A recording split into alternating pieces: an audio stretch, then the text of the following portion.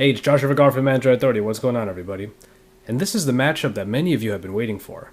Samsung's newest and greatest versus HTC's best. Yeah, this is the Samsung Galaxy S4 versus the HTC One.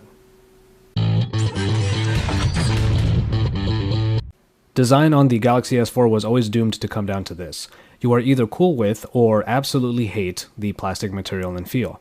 What is incredible about the S4, however, is that for having a 5-inch screen, it feels almost exactly the same as the S3. It is even thinner and a little lighter.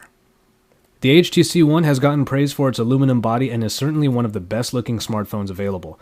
The body comes around the 4.7-inch screen and makes the phone shine. Quite literally. The feel is pretty much the same on both, as the full devices are around the same size. I do really love the HTC One's sleek and industrious profile, but I cannot deny Samsung their feat of making the best handling 5-inch screen device out now. I'm forced to give this one a tie. Size does matter in the display category. The Samsung Galaxy S4 definitely has the edge by having a little more screen with a total 5 inches. It is the very saturated Super AMOLED technology that makes colors really pop.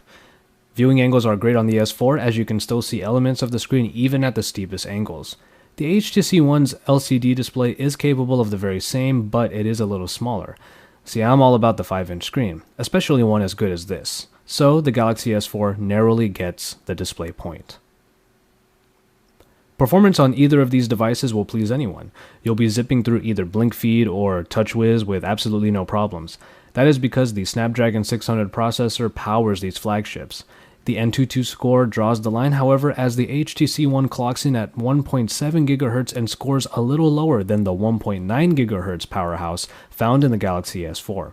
In terms of raw numbers, the S4 just barely gets the point, but come on. Either variant here will bring you a lot of wonderful speed and enjoyment. It's no secret that the Galaxy S4 comes with a bevy of new bits and pieces, mainly in sensors. See the full review for a comprehensive list, but I will mention the infrared sensor for air gestures, a gyroscope for pedometer abilities, and a sensitive screen that converts your finger into an S Pen. Not to mention the ability to remove that back cover and gain access to the replaceable battery and SD card slot. The S4 really does offer quite a lot. The HTC One, on the other hand, doesn't offer nearly as much as the S4, but has a couple aces in the hole. We'll get to the camera in a bit, but boom sound beckons. These front-facing speakers are spectacular performers and make the HTC One a nice little sound system.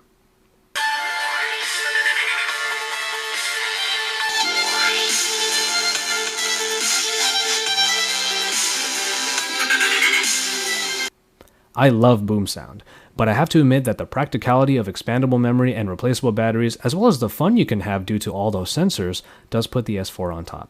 Battery life favors the Galaxy S4 because of that removable battery, but also it has a higher capacity at 2600 mAh, which trumps the non-removable 2300 battery in the HTC One. Now the camera situation is very interesting. On the one hand, you have Samsung's success with the S3's 8-megapixel shooter returning with the very good 13-megapixel performer in the S4. Not only are the optics better, but the app has been given a lot of new features like eraser and drama modes. With very good quality, you have a ton of ways to get your shot. On the other hand, the HTC One decided to forego the megapixel count and focus the quality on only 4. Without the many different modes the S4 can boast, low-light performance turns out to be the Ultra Pixel's main attribute. The Galaxy S4 might give you a lot of ways of getting your shot, but the Ultra Pixels actually do their job.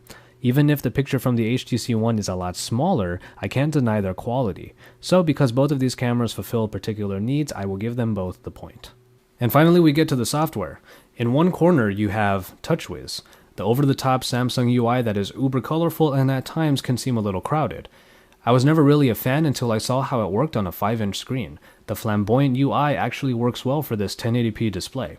Throw in a number of new navigation abilities like Air Gesture and Air View, health monitoring via S-Health, and even smart scrolling and pausing, and you have an OS capable of a great deal of cool things. And in the other corner is Sense, which has gotten a lot of flack in the past for its spaced-out design. But Sense 5 revitalizes HTC's UI with a better coat of polish and BlinkFeed, in addition to the home screens that consolidate social media and news outlets into one easy-to-navigate panel. It's a great addition that I actually used a lot more than I thought I would. If the HTC One was rocking an earlier version of Sense, it would have lost right away. But I have to give BlinkFeed credit for taking up quite a bit of my time. TouchWiz finally looks alright to me, and its additions are quite fun to use. I will give this one a tie because, to be honest, I have fun and get things done with either one. Now, pricing on both flagships will likely be around the $200 mark for 2-year contracts in the US. Otherwise, the HTC One Unlocked actually comes in at the cheaper price of around $575 compared to the $700 unlocked price of the S4. If price is a big deal to you, you really can't go wrong saving a little bit of money on all that HTC's beast has to offer. And so, there you have it. The Galaxy S4 does take the win in this versus primarily because Samsung really packed in a lot of features into its phone. It really is a device of choice. You might not use all of the new features, but they are there for you nonetheless. HTC went a little bit simpler and focused on hardware design. Boom sound is an amazing addition, and I do have to admit that blink feed is a hugely positive direction for Sense. Ultimately, the unlocked price dictates the battle here. The Samsung's larger screen and more robust feature list do make it pricier than the still wonderful HTC One. And for a lot of people, it's going to come down to just these two phones. But given the quality of either device, isn't having that choice pretty awesome? Don't forget to subscribe to our channel and then head on over to AndroidAuthority.com because we're your source for all things Android.